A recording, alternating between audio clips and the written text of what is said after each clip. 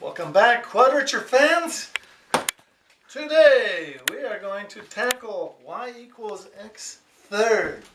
Before we do that, just a reminder that we're using Wildberger's attributes of areas: additivity, linearity, translation, dilation, and normalization. So remember that. These are your friends.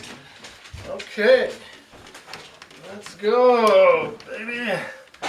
On the fly. So, y equals x to the third. What does that look like? Well, we draw our box. And we kind of dissect it. And with y equals x third, well, we're going to divide it into 8 partitions, and you'll see why. Okay. The setup is key. If you set it up wrong, it's a stumbling block. If you set it up right, it helps in understanding. So we go from from 0 to a to 2a on the x-axis. And so here is y equals x to the third. So this would be a to the third. 2, 3, 4, 5, 6, 7, 8. 8a to the third. Because 2a times 2a times 2a is 8a to the third. Okay, let's draw our characteristic diagonal. And here's our curve itself. Wow. There, that was nice. Okay, and we're looking at areas and slopes, or area ratio, slope ratio, and particularly these factors, which I call iso, ratiometric, invariance. And I don't know, what do you guys think of iso proportional invariance? Anyways, there's K2, the area ratio, K3, and C3 would be the slope ratio. Well, let's look at this. Hey, where's my blue pen? Under. Is it under? Oh yeah. I think I like my blue pen better. Let's start with this little box right here. Right? Yep. And we're going to stretch it. We're going to stretch it. We're going to double it. Pull using rubber band geometry. Grab a hold and pull it to here, from A to 2A. So effectively, what does that do? Well, it, I guess, it stretches it, right? See that? Oh yeah. This becomes this. And the proportion of the area, it's if I double the distance, everything doubles, so really the proportion of this area under this wedge to this area would be 2 to 1, right? And now look at this. Now pull in the y direction 8 times. See it? Grab this wedge and pull it up 8 times. And what you will get, essentially you pull this point P all the way to point Q, right? Mm-hmm. And what's the proportion of this area here, the big wedge, to the little wedge? Mm-hmm. If I double it here, then I 8 times it here. That's 16 times. That's it. That's how it works. Okay. And so let's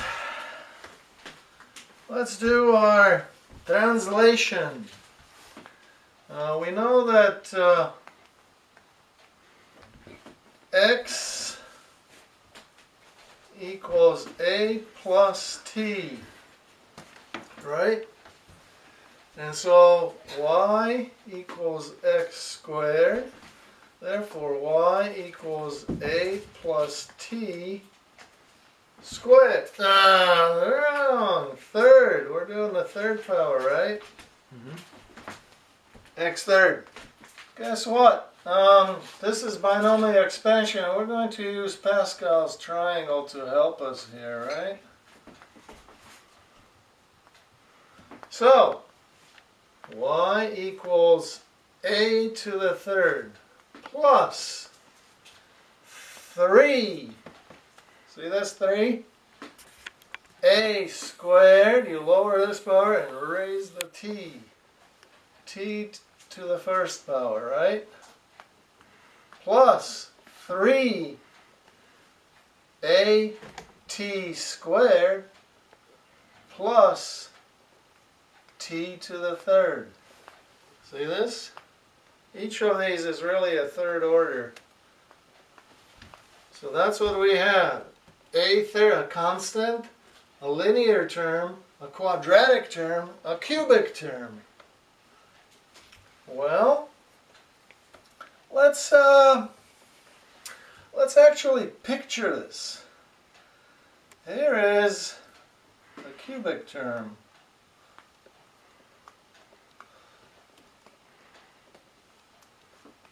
And we're going from 0 to a. On this term here, if you plug in, oh, I forgot to say,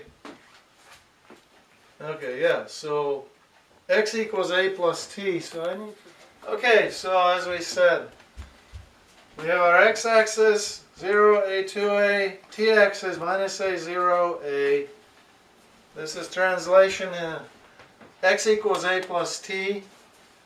When you cube it, expand it using binomial expansion, a third, 3a squared t, 3a t squared t third. Break these up into 4 individual functions. They look like this. This is the cubic, and it's, you plug in t equals a, you get a to the third. Quadratic, you plug in t equals a, you got t squared times a, 3a to the third. 3a to the third. Plug in, here's the linear term,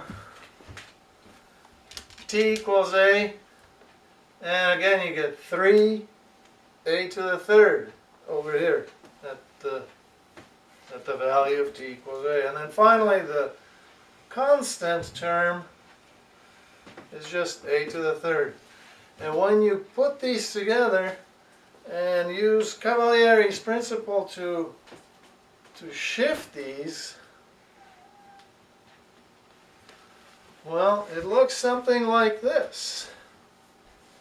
Here's your constant, a to the third. Here's your linear term, 3a to the third. Here's the quadratic term, a to the third, and your cubic, a 3a to the third, and a to the third. And this kind of looks like, if I draw it right, so you can see you've got 1, it's this one, and you got this one, and you got this one, and you got this one. That's the cubic. 1, 2, 3, 4. And of course your fifth area is right here. And so now we have it set up, and we can use, we can go forward. So what's our area? Area. Well, of the big wedge, it would be, right, it would be K3. That's our famous factor, so K3 times base 2a times height, 8a to the third. 8a to the third. Because that is our box. And the area of the box times this magic ratio, K3, which is invariant, is the ratio of this wedge that we're after. Well, that equals, it's these 5 areas. 1, 2, 3, 4, 5. What's this one? Well, that's our, this is a cubic, and it's in x from 0 to a, so it's K3 times base times height, a to the third. See it? Plus our constant, this term right here. That's our constant, which is k factor of a constant is a 1 times base times height, a times a to the 3. They're all going to be form a times a to the 3, which will then fall out. Plus the linear term right here, this term. This term is 1/2. That's the magic factor for a linear, right? For a triangle. 1/2 base, and height is 3a to the third. Plus, and we already know that quadratic, the k factor for quadratic, which we figured out, K2, is 1/3. So 1/3 times base, a, right? And what's the height? 3a to the third. 3a to the third. And finally, plus K3, our unknown factor, times base, a times a to the third. Base times height. You say, this doesn't look like this. Well, it does when you shift it using Cavalieri's principle, right? That's this term here. It looks that way here. Yeah. This and this are identical. That's why they're that way. So, it's kind of an interesting thing when we have this is the K0, which is our constant, K1, which is our linear, K2, which is known, that's our 1/3, and then finally K3, our unknown. The a and a third, it just flies out, it cancels. So let's recollect. We got 16 K3 equals K3 plus 1 plus 3 halves plus 1 plus K3. Okay. You got one equation, one unknown. So let's subtract these out. So we get 14 K3 equals, and this is 1 plus 1 plus 3 halves. So really this is 7 halves, isn't it? 2 halves plus 2 halves is 4 halves, plus 3 halves is 7 halves. See it? Now what's this? This is 2 times 7, right? Well look, 2 times 7, so that means that the 7 flies out of there. K3 equals 1/4. So it's marching along just as we expected it. 1/4. K3 is 1/4. Look at that. Nice. But before we stop with area, there's one more thing to do, and that is look at the proportion of the areas. We got 1, 2, 3, 4, 5. 5 areas. And let's compare the relative size of these areas, and you'll see a beautiful pattern develop. A pattern that I call kind of quadrature proportions, the theorem of quadrature proportions. Okay, so simply divide our famous equation right here, this equation, by K3, which is 1/4. So 16 divided by 16 K3 divided by K3, this is 16. See it? Equals K3 divided by K3, that's 1. So this will be our kind of the normalized area. Everything compares to the smallest area. What about this area right here? 1 divided by 1/4, that's going to be 4. Right? See it? I'm just dividing each of these terms by 1/4, by K3. Now keep going. What's 3/2 divided by 1/4 or times 4? 3/2 times 4, that's 6. Plus 6. See it? And then we have 1 divided by 1/4 is 4. K3 is 1. And we are back to the proportions of 1 to 4 to 6 to 4 to 1. And look at this there. 1, 4, 6, 4, 1. Isn't that beautiful? These are proportions.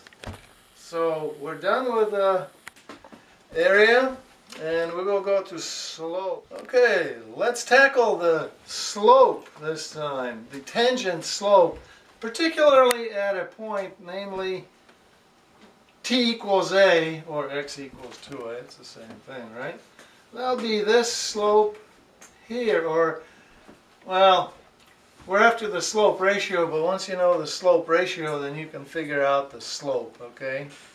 So we are really after the slope ratio, which is the ratio of the tangent to the characteristic diagonal. And we're going to use point t equals a to get to it. And it'll be similar to what we did for area, but we'll basically look at what's the slope contribution of this piece, which is 0, the slope contribution of this, the slope contribution of this, and this.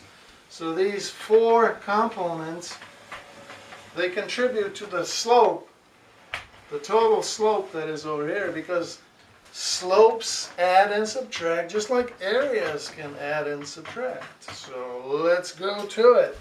Tangent slope. Tan slope. We're going to look at t equals a. That's right here, or right here. Okay, this is our t-axis. See this? When you slam these together, you get this wedge. So let's set it up. What's the total slope on this function? You say, C3, excuse me. I mean C2. We're doing C3. Okay, so the slope of this big wedge right here at t equals a, or x equals 2a. Yeah, x equals 2a. That's 8a to the third. It's this rise, and it's 2a is our run, times C3 equals, well, that is a contribution of these 4, the slopes of each of these. The slope at the constant puts a 0 plus the slope of the linear term. Well, you can see it's 3a squared, but we're going to call it rise 3a third divided by a, right? Because that's 3a to the third and then a. That's how it is. Which gives us 3a squared, which is this term here. Plus the quadratic. Well, we know from previous video that C2 is, what's C2? 2. 2 times rise over run. That's this characteristic diagonal. 3a to the third. 3a to the third divided by a. And then finally plus our unknown C3 times rise over run. That's again this characteristic diagonal. See these? A to the third divided by a. Divided by a. I hope we can see this. Okay, so you can see the a to the third, a to the third, a to the third, a to the third flies out of there. And what we are left with is 4c3 equals 3 plus 6. Okay. All right. One more thing. Let's look at the relative slopes of each of these. This slope to this slope to this slope, right? Well, this slope is 0, we know that. So normalize it. That means divided by C3, just like we did before. This equation right here, divided by C3, you get 4 equals, well, 3 divided by 3, that's 1. See, everything normalizes to 1. Plus 2. C3 divided by C3 is 1. So 1, 2, 1. 1, 2, 1. 1, 2, 1. And our function is 1, 3, 3, 1. 1, 3, 3, 1. 1, 3, 3, 1. See? 1, 3, 3, 1. The areas, there are 5 of them, they come 1, 4, 6, 4, 1. You're beginning to see a pattern develop over here. We saw that in our y equals x squared. Remember, things were a little bit different there. It was, well, look at the other video. Okay, basically, this I call a theorem of quadrature proportions, where we got our factors, K3, C3, we got the exact, and it wasn't that hard, was it? It's just algebraic manipulation and straightforward. The key, of course, is our iso-ratiometric invariant, which, is it iso-proportional invariant? I'm trying to nail it, but it's, we want a good definition, and I think we have it. And that's key. Have a good definition. Lay it out, 1, 0 to a to 2a. So, okay. We might have an application of this thing maybe in our next video, or we'll go to y equals x to the 4th and 5th, and then we'll start applications. So, all right. So remember, before there was calculus, there was quadrature. Adios.